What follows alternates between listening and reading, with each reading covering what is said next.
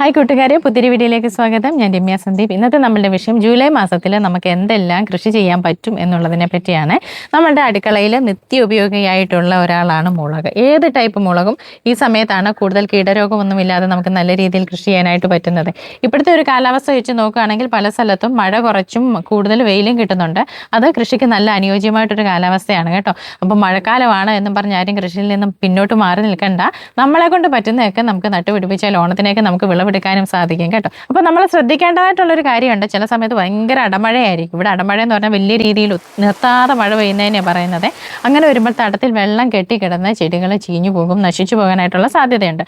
അതിന് നമുക്ക് തടം കൂന കൂട്ടി കൊടുത്തിട്ട് ചെടികൾ നടാവുന്നതാണ്. എല്ലാ തരം ചെടികളും നമ്മൾ അങ്ങനെ നടാനായിട്ട് ശ്രദ്ധിക്കുക.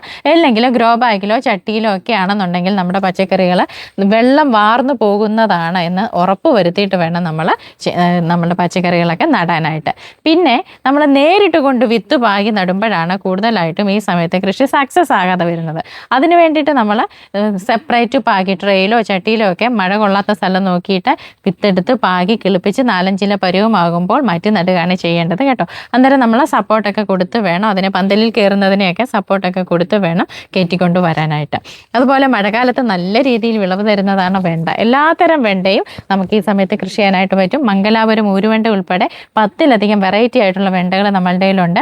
അത് മാത്രമല്ല 400-ലധികം വെറൈറ്റി ആയിട്ടുള്ള പച്ചക്കറി വിത്തുകളാണ്. എല്ലാം വിത്തുകളാണ്. പച്ചക്കറി വിത്തുകൾ നമ്മളുടെ ലഭ്യമാണ്. നമ്മളുടെ വാട്സാപ്പ് നമ്പറിൽ മെസ്സേജ് ചെയ്ത് കാറ്റലോഗ് നോക്കി നിങ്ങൾക്ക് ഓർഡർ ചെയ്യാവുന്നതാണ്. പിന്നെ മൂന്നാമത് പയർ നല്ല രീതിയിൽ ഈ സമയത്ത് നമുക്ക് കൃഷി ചെയ്യാം. പടർന്നു കയറുന്ന എല്ലാ ടൈപ്പും നമുക്കിപ്പോൾ കൃഷി ചെയ്യാം. അപ്പോൾ പന്തലൊക്കെ കുറച്ച് സ്ട്രോങ് ആയിരിക്കണം. കാറ്റൊക്കെ ഇടയ്ക്കിടയ്ക്ക് വീശാറുണ്ട്. കാറ്റ് വീശുമ്പോൾ മറിഞ്ഞു പോകുന്ന രീതിയിലല്ലാതെ സ്ട്രോങ് ആയിട്ടൊക്കെ പന്തലൊക്കെ ഇട്ട് നല്ല രീതിയിൽ കൃഷി ചെയ്യാനായിട്ട് ശ്രദ്ധിക്കുക. ഇടയ്ക്ക് നമുക്ക് ഈ പടവലം ആണെങ്കിലും ചുരക്കയൊക്കെ ആണെങ്കിലും ഇടയ്ക്ക് വെള്ളം തിങ്ങി നിന്നിട്ട് കുറച്ചൊക്കെ ചീഞ്ഞൊക്കെ പോകും, എന്നാൽ കുറച്ചൊക്കെ കിട്ടും.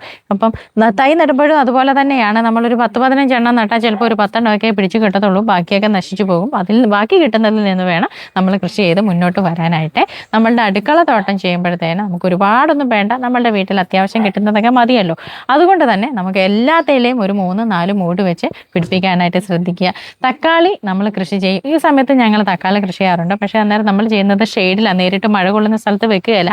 നേരിട്ട് മഴ കൊള്ളുന്ന സ്ഥലത്ത് വെച്ചാൽ പൂക്കളുണ്ടാകും. പക്ഷേ പൂക്കൾ മൊത്തം കൊഴിഞ്ഞു പോകും, അല്ലെ കായ ആവാതെ പോകും, ചെടി ചീഞ്ഞു പോകും, വാട്ടരോഗം വരും, അങ്ങനെയുള്ള പ്രശ്നങ്ങളുണ്ട്. അപ്പോൾ നിങ്ങൾക്ക് ഷെയ്ഡ് പോലെയുള്ള സ്ഥലം ഇല്ല എന്നുണ്ടെങ്കിൽ, അതായത് രാവിലത്തെ ഇളം വെയിൽ കിട്ടുന്ന സ്ഥലം നോക്കി വേണം നമ്മൾ തക്കാളിയൊക്കെ കൃഷി ചെയ്യാനായിട്ട്. അങ്ങനെ ഒരു സ്ഥലം നമുക്ക് ഇല്ല എന്നുണ്ടെങ്കിൽ ഈ സമയത്ത് നിങ്ങൾ തക്കാളി ഒഴിവാക്കുന്നതാണ് നല്ലത്. അതുപോലെ കുമ്പളം, മത്തൻ, അതും നമ്മൾ ഈ സമയത്ത് കൃഷി ചെയ്യാനായിട്ട് പറ്റും. കൂടുതലായിട്ടും ഇലയൊക്കെ ഒത്തിരി വരികയും ചെയ്യും. അതിനകത്തുനിന്ന് കൂടുതൽ ഇലയൊക്കെ എടുത്ത് നമുക്ക് തോരനും വെക്കാനായിട്ട് പറ്റും.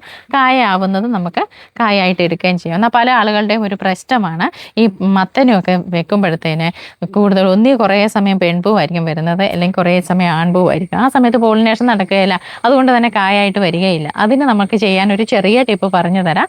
ഇതിൻ്റെ നാമ്പ് കിളുത്ത് വരുന്നതിൻ്റെ മണ്ട ഒന്ന് കട്ട് ചെയ്ത് കൊടുക്കുക. പിന്നെ കുറേ ബ്രാഞ്ചായിട്ട് വരുമല്ലോ. അപ്പം പിന്നീട് വരുന്നത് ആൺപൂവും പെൺപൂവും കൂടെ ആയിരിക്കും. അത് എൻ്റെ ഒരു അനുഭവമാണ്. നിങ്ങൾ അങ്ങനെ ഒന്ന് പരീക്ഷിച്ച് നോക്കണം. പിന്നെ നമുക്കത് മത്തങ്ങയായിട്ട് കിട്ടുമല്ലോ. അതുപോലെ കൂർക്കയൊക്കെ കൃഷി ചെയ്യുന്നവർക്ക് നാമ്പ് മുറിച്ച് നടാൻ പറ്റുന്ന സമയമാണ് ഇപ്പം. ഇഞ്ചി ആണെങ്കിലും മഞ്ഞളൊക്കെ ആണെങ്കിലും ഇതുവരെ നട്ടിട്ടില്ലാത്തവർ ഇപ്പോഴാണെങ്കിലും നട്ടോളൂ. എല്ലാ തരം കൃഷിയും നമുക്ക് ചെയ്യാം. അപ്പം വെള്ളം കെട്ടിക്കിടക്കാത്ത രീതിയിൽ വേണം നമ്മൾ കൃഷി ചെയ്യണം എന്ന് മാത്രം.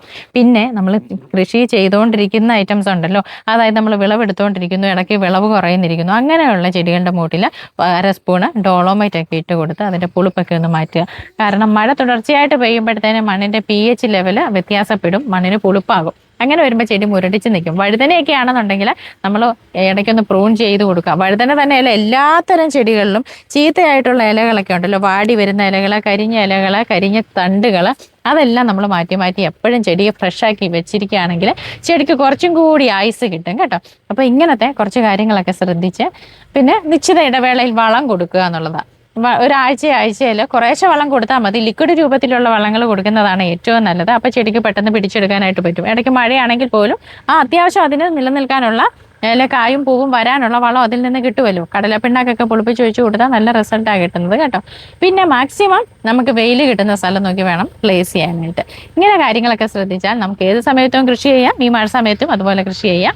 നമ്മുടെ വീഡിയോ ഇഷ്ടമായെങ്കിൽ തീർച്ചയായും കമൻ്റായിട്ട് പറയണം കേട്ടോ. മറ്റൊരു വീഡിയോയുമായി വീണ്ടും കാണാം. നന്ദി.